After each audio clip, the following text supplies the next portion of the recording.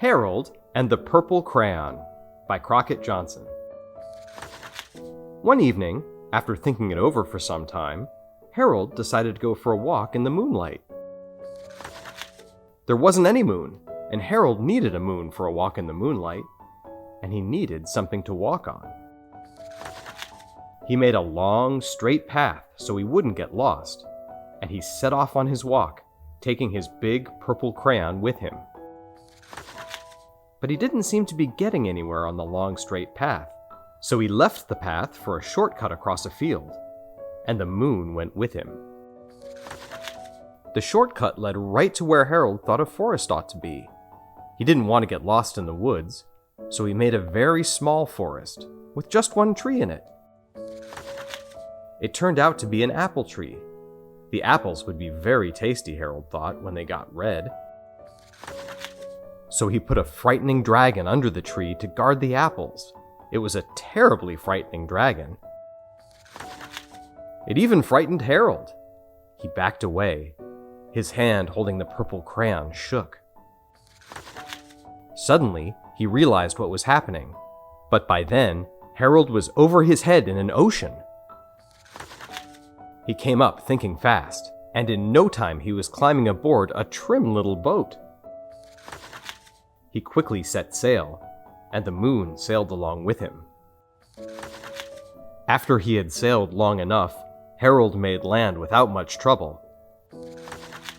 He stepped ashore on the beach, wondering where he was. The sandy beach reminded Harold of picnics, and the thought of picnics made him hungry, so he laid out a nice, simple picnic lunch. There was nothing but pie, but there were all 9 kinds of pie that Harold liked best. When Harold finished his picnic, there was quite a lot left. He hated to see so much delicious pie go to waste. So Harold left a very hungry moose and a deserving porcupine to finish it up. And off he went, looking for a hill to climb to see where he was. Harold knew that the higher up he went, the farther he could see, so he decided to make the hill into a mountain. If he went high enough, he thought, he could see the window of his bedroom. He was tired, and he felt he ought to be getting to bed. He hoped he could see his bedroom window from the top of the mountain. But as he looked down over the other side, he slipped, and there wasn't any other side of the mountain. He was falling in thin air. But luckily, he kept his wits and his purple crayon.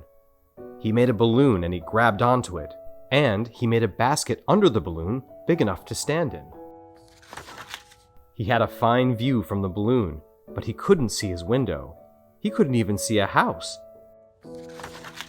So he made a house with windows, and he landed the balloon on the grass in the front yard. None of the windows was his window. He tried to think where his window ought to be. He made some more windows.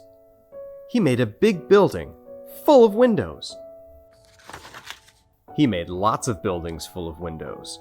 He made a whole city full of windows. But none of the windows was his window. He couldn't think where it might be. He decided to ask a policeman. The policeman pointed the way Harold was going anyway, but Harold thanked him. And he walked along with the moon, wishing he was in his room and in bed.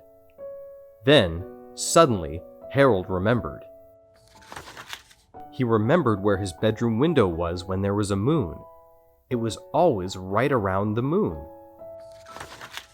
And then Harold made his bed. He got in it, and he drew up the covers. The purple crayon dropped on the floor, and Harold dropped off to sleep.